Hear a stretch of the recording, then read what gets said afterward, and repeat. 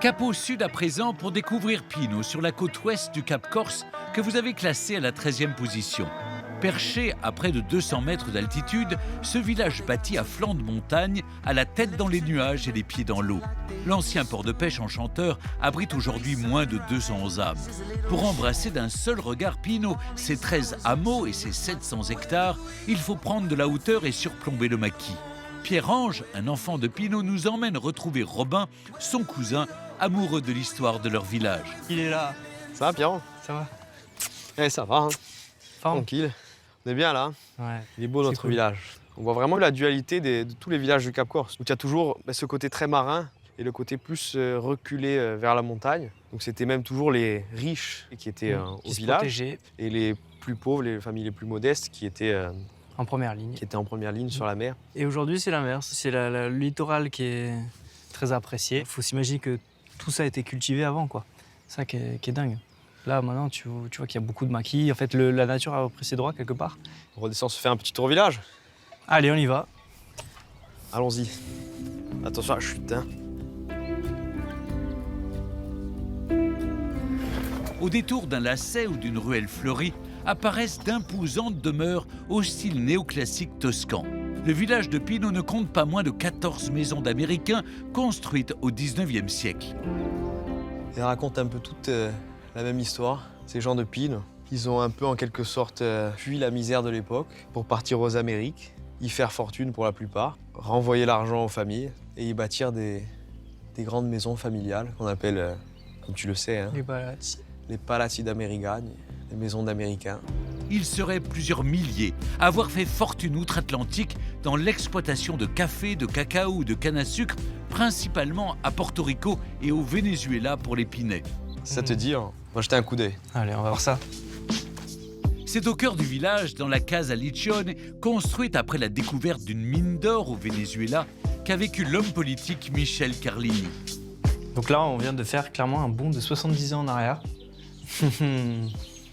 C'est là que De Gaulle aurait dû séjourner en 1947, lorsqu'il avait été invité par M. Carlini, qui était maire de Marseille. Une petite anecdote, Général de Gaulle était très grand et le lit avait été agrandi pour sa venue par le menuisier du village. Mais il y a eu des fortes intempéries qui se sont abattues sur la Corse, rendant l'accès au village impossible. Donc, Coup du sort. il n'est jamais venu et ils ont scié les pieds du lit pour rien. Exactement. En plus de leurs impressionnantes maisons, les Américains aux racines corses indéfectibles ont construit dans le village de Pino des mausolées et des chapelles funéraires pour reposer à tout jamais sur leur île natale. Ça fait penser au Taj Mahal. Certains le disent. Et ce tombeau témoigne de la grandeur de la famille Pigeonne, vu qu'on y trouve des ambassadeurs, des maires. Il y a aussi Camille Pigeonne, qui a épousé Valentine Eiffel, la fille de Gustave Eiffel, un an après la construction de la Tour Eiffel.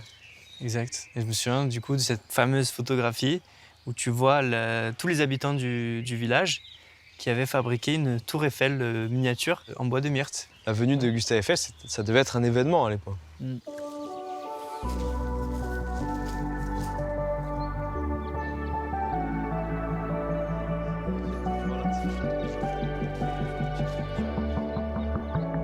Salut Vasco! Oh les gars, ça va? Vasco est venu s'installer en 2015 au village de ses grands-parents chers à son cœur. À l'initiative de la famille Pigeonne, le conservateur d'art s'attache aujourd'hui à rénover 2 statues. On a Pascal Paoli qui est père de la patrie corse et Napoléon, empereur des Français. Là, j'ai préparé un petit mortier, on va lui combler le front. Heureusement que tu es là pour entretenir ce patrimoine. Mais je vais quand même laisser les signes du temps qui est passé parce que la statue elle a 180 ans et l'important c'est qu'on puisse la lire dans son histoire.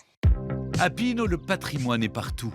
À l'image du couvent Saint-François érigé en 1486 qui a abrité une congrégation franciscaine pendant 5 siècles ainsi qu'un collège jusqu'aux années 1970. Laissé à l'abandon depuis lors, il est en cours de restauration sous la direction d'Alain Charles, architecte des monuments historiques. Comment va? Merci de venir nous voir. Très bien, Ah. merci. Incroyable, hein? On a ouvert les arcades qui étaient fermées Exact, avec des exact. fenêtres, donc on a retrouvé l'esprit du cloître. Ça fait vraiment plaisir de revoir ce couvent renaître. Absolument. Tu me suis? Ouais. On va aller sur la terrasse? Allez, allons-y. Il ne manque plus que le petit jardin. Profondément attaché à Pino, qu'il connaît depuis sa naissance, Alain Charles se bat bénévolement depuis 7 ans pour sauver le monument menacé de disparition. À un moment donné, les charpentes s'étaient effondrées, il y avait des énormes trous dans le toit. Ouais. Donc en fait, c'était tout à fait urgent d'intervenir, sinon le couvent était perdu. Et la Fondation du patrimoine nous a aidés à mettre en place les nouvelles charpentes et ces nouveaux toits. Un bonheur de le voir comme ça. Mais c'est un plaisir, hein, c'est un travail, mais c'est un plaisir. La position stratégique du couvent dans le village lui offre une vue incroyable sur la mer. C'est très beau. Le couvent respire. À quelques pas de là, Pierre-Ange nous emmène dans un endroit où la nature sauvage et l'eau cristalline l'ont profondément marqué et où il a fondé son association Marée Vive. Pino, c'est mon village. C'est là où j'ai grandi, donc littéralement dans la mer. Et du coup, j'ai décidé de sensibiliser la population à cette beauté, à cette richesse, pour protéger cette faune et cette flore sous-marine incroyable. Pierre-Ange nous conduit à présent à l'ancien port de pêche du village où il retrouve Louisette. Coucou Louisette, ça va? Ça va. Comment évoquer la marine sans s'adresser à Louisette, née à Pino il y a 89 ans? Pour tous ici, elle est la mémoire vivante des lieux. Qu'est-ce qui t'a marqué le plus ici? Mais le plus beau souvenir, c'est quand les pêcheurs arrivaient. Le jour où ils ont pris 200 kilos de dorade grise, 200 il y avait tout le village qui était descendu là. C'était une belle époque. Depuis 42 ans, la Pinèse tient la buvette de la marine, où les habitants du village aiment se retrouver pour célébrer leurs racines et leur territoire authentique. Lors de votre visite de Pino, ne manquez pas les impressionnantes américaines. Appréciez la nouvelle jeunesse du couvent Saint-François et dégustez un verre à la marine.